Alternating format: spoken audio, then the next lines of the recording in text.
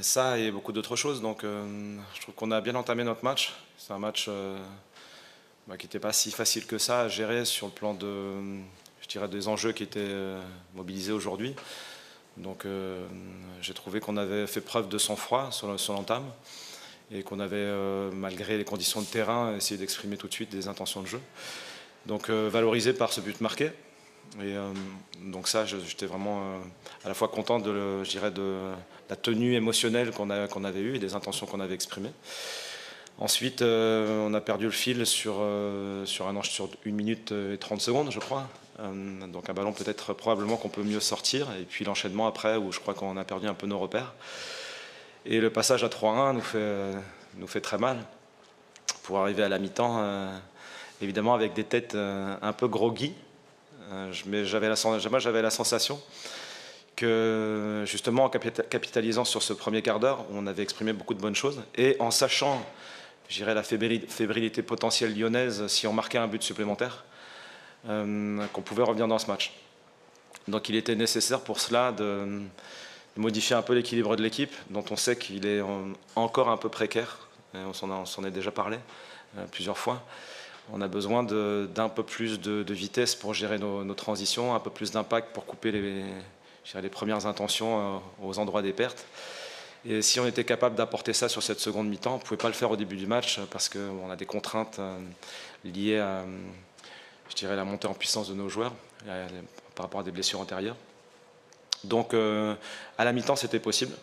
Et je pense que ça a validé nos hypothèses sur les manques actuels de l'équipe. Et quand ces manques-là sont comblés, on s'exprime autrement. Donc on gagne cette deuxième mi-temps 2-0 et c'est ça ma fierté, la fierté de notre équipe. Parce qu'elle vient dans une expression de jeu et elle vient aussi dans un contexte d'histoire de match où c'était vraiment pas évident de retourner la situation. Et ils l'ont fait, je pense même avec l'opportunité de l'emporter. Alors ils ont eu aussi quelques occasions et Yvon a fait 1 ou 2 arrêts de grande valeur, mais on était à ce moment-là dans l'expression de notre équipe, dans ce qu'elle peut avoir comme potentiel. Ouais, il y a 2 entrées qui sont importantes, mais je le redis, les joueurs qui sont sortis ne font pas un mauvais match en soi. Ils expriment des choses hyper intéressantes et j'ai énormément de respect à la fois pour les hommes et puis pour les footballeurs qu'ils sont. Mais en fait, on a dans notre ligne de défense et au milieu besoin de trouver des équilibres en fonction des rapports de force des matchs. Et on sait que la vitesse en transition, dans des espaces de 20 mètres, 30 mètres ou 40 mètres, ou des prises de 1 contre 1, est nécessaire pour pouvoir être dominant. Et un garçon comme Thiemoué vient bien s'associer avec Laurent pour ce qui est à la fois de la tenue du ballon, c'est-à-dire sous pression, où on ne perd pas de ballon, je dirais, qui pourrait occasionner rapidement de la fébrilité chez nous, et qui sont aussi capables de couper des actions en gagnant des duels, et en récupérant des ballons entre deux, qu'on avait du mal à réaliser dans un premier temps.